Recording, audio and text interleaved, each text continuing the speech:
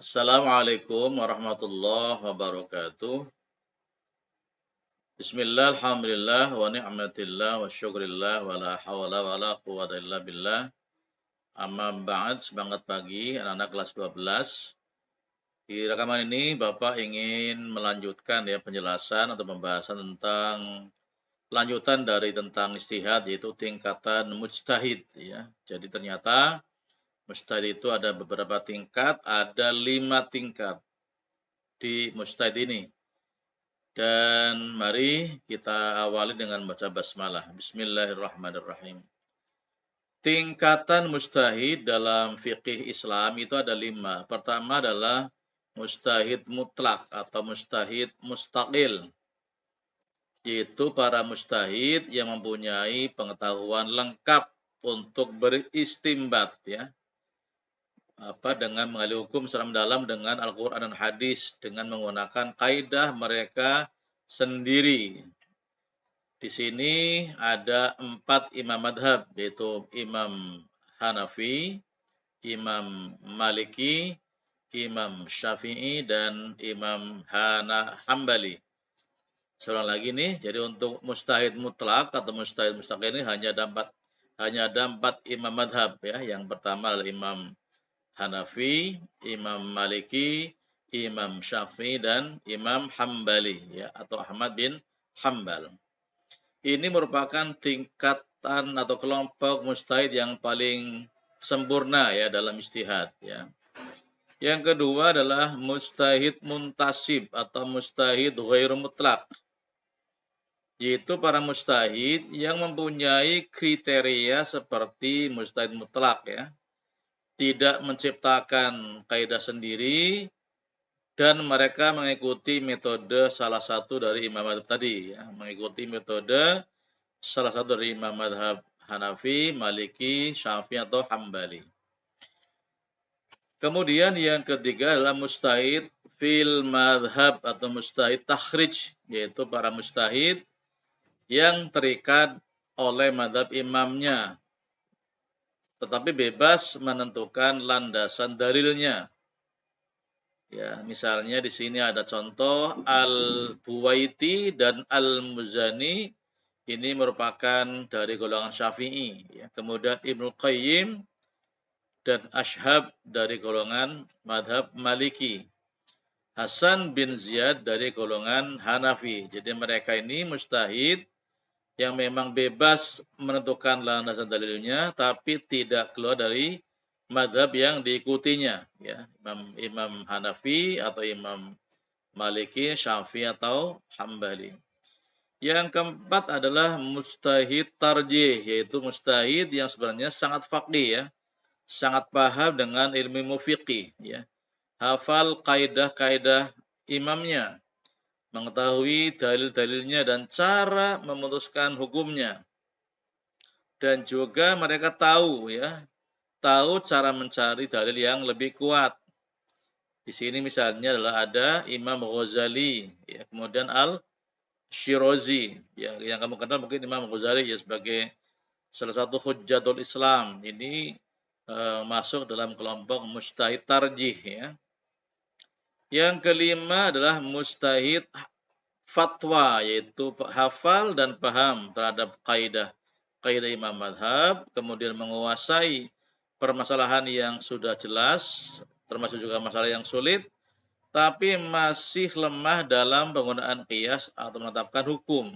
Ya, jadi di sini kelemahannya memang dalam hal qiyas atau di menetapkan hukum, mereka juga tidak bebas sebagaimana bebasnya atau sebagaimana sempurnanya mujtahid di atasnya ya, yaitu tadi mujtahid tarjih, kemudian di atasnya ada fil madhab, kemudian ada mujtahid muntasib, dan paling atas mujtahid mutlak atau mujtahid mustaqil.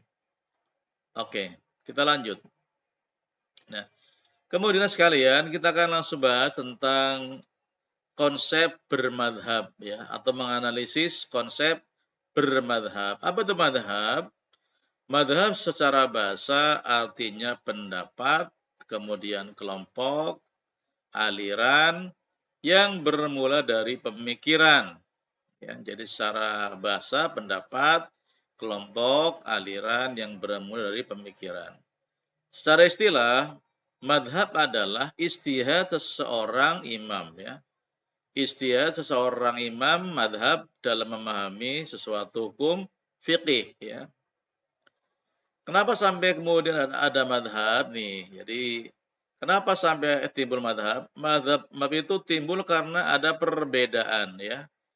Ada perbedaan dalam memahami Al-Quran yang sifatnya ayat-ayat yang dhoni ya. Dan juga hadis yang sifatnya tidak absolut ya, atau hadis yang sifatnya tidak absolut atau qat'i. Jadi yang bisa diijtihadi oleh para imam-imam madhab.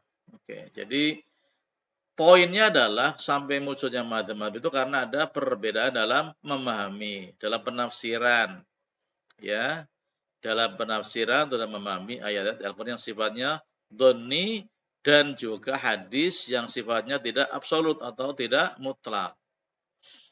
Lanjut.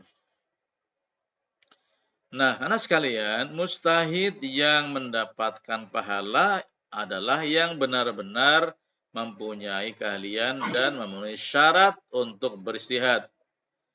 Bagi yang tidak memiliki keahlian beristihad atau taklid, ya, sudah lagi nih, bagi yang tidak memiliki keahlian untuk istihad, maka memang dibolehkan untuk taklid atau mengikuti pendapat yang telah ditetapkan oleh para imam madhab. Kenapa? Karena jika memaksakan diri untuk istihad sementara dia tidak atau belum mempunyai kemampuan, ya, maka kemudian tidak mendapatkan pahala sama sekali, bahkan akan berdosa. Kenapa? Karena disebabkan kecerobohannya. Ya, jadi disinilah kemudian untuk menjadi seorang mujtahid memang syaratnya sangat berat dan tidak mudah, ya. Makanya orang-orang yang belum mampu istihad jangan coba-coba beristihad. Karena kemudian kalau dia istihad sementara tidak memenuhi syarat maka menjadi berdosa, ya. Kemudian sekalian orang yang mengikuti imam madhab berarti dia bermadhab, ya. Oke. Misalnya ya kita misalnya bermadhab Imam Syafi'i misalnya. Ada juga yang bermadhab ikut Imam Hambali. Ada yang ikut madhab Imam Hanafi, ada yang madhab Imam Maliki gitu ya. Jadi bermadhab itu adalah orang yang ngerti madhab, namanya orang yang bermadhab. Nah, anak sekalian, dalam fikih memang ada 4 madhab besar ya, Hanafi, kemudian Maliki, Syafi'i dan Hambali. Nah, di luar 4 madhab besar ini, ya di luar 4 madhab besar ini juga ada madhab yang lain, ya misalnya ada madhab As-Sauri, ada madhab An-Nakhai, ada madhab At-Tabari, ada Al-Auza'i ya, ada Al-Zahiri yang didirikan oleh Dawud bin Khalaf Al-Isfahani. Di antara madhab ini yang selain 4 ini yang paling menonjol adalah madhab Al-Zahiri. Tapi yang jelas memang Al-Zahiri ini pun juga tidak masyhur ya sebagaimana 4 madhab yang besar yaitu madhab Hanafi, Maliki, Syafi'i dan Hambali. Lanjut. Baik, kita akan bahas tentang biografi 4 imam madhab yang besar ya. Pertama adalah madhab Hanafi atau Hanafiyah. Hanafi ya, Hanafi ini didirikan oleh Nu'man bin Sabit ya, Nu'man bin Sabit yang lahir di Irak pada tahun 80 Hijriah atau 699 Masehi pada masa kekhalifahan Bani Umayyah Abdul Malik bin Marwan. Kemudian kenapa sampai diberi gelar Abu Hanifah? Nah, Hanifah sendiri artinya adalah suci dan lurus karena kesungguhannya dalam beribadah sejak kecil. Kemudian berakhlak mulia dan menjauhi perbuatan dosa dan keji. Artinya di sini Imam Hanafi ini sejak kecilnya dia terus lurus ya. Berakhlak mulia, beribadah tekun sejak kecilnya dan senantiasa menjauhi perbuatan-perbuatan yang keji dan perbuatan dosa lainnya. Makanya kemudian dikatakan digelari sebagai Abu Hanifah, yaitu bapaknya ya, bapaknya orang-orang yang senantiasa lurus dan suci ya, suci dari perbuatan-perbuatan negatif, kemudian tekun tekun beribadah, akhlaknya mulia gitu ya. Oke, lanjut.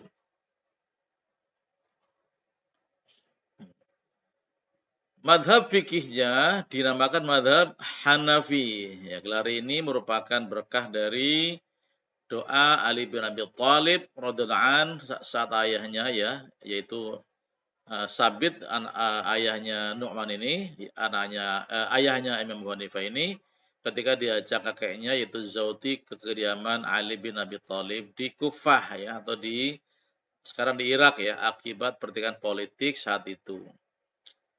Imam Hanafi ini termasuk tabi'in ya, semasa hidupnya pernah bertemu dengan Anas bin Malik ya, sahabat Nabi ya, dan meriwayatkan hadis yang terkenal bahwa mencari ilmu itu adalah wajib bagi setiap muslim. Ya. Imam Hanafi juga dikenal sebagai ahlur ra'yi, yaitu ulama yang sangat baik dalam logika sebagai dalil. Beliau merupakan ahli fikih dari penduduk Irak ya. Jadi di Irak ini ya, di Irak. Ini adalah Imam Hanafi, terkenal dengan logikanya yang sangat mumpuni ya. Ahlur ra'yinya sangat mumpuni, sangat sempurna. Ini adalah Imam Abu Hanifah. Oke. Hidup kemasyarakatan di Kufah telah mencapai kemajuan tinggi sehingga persoalan yang muncul banyak dipecahkan melalui pendapat ra'yu atau akal ya. Kemudian analogi, qiyas ya, kemudian istihsan atau qiyas khafi. Murid Abu Hanifah antara lain ada Abu Yusuf ya, dan juga Muhammad bin Hasan Asy-Syaibani. Ini murid yang menonjol ya, murid yang menonjol dari Imam Abu Hanifah, yaitu Abu Yusuf dan Muhammad bin Hasan Asy-Syaibani ya. Oke. Ini riwayat atau biografi mazhab Imam Hanafi. Untuk Imam Malik dan Imam Syafi'i serta Imam Hanafi, nanti kalian bisa menyimak pada rekaman berikutnya. Terima kasih, demikian sementara yang di rekaman ini. Nanti kita akan lanjut pada rekaman berikutnya tentang biografi Imam Malik, Imam Syafi'i, dan Imam Hambali. Terima kasih atas perhatiannya. Assalamualaikum warahmatullahi wabarakatuh.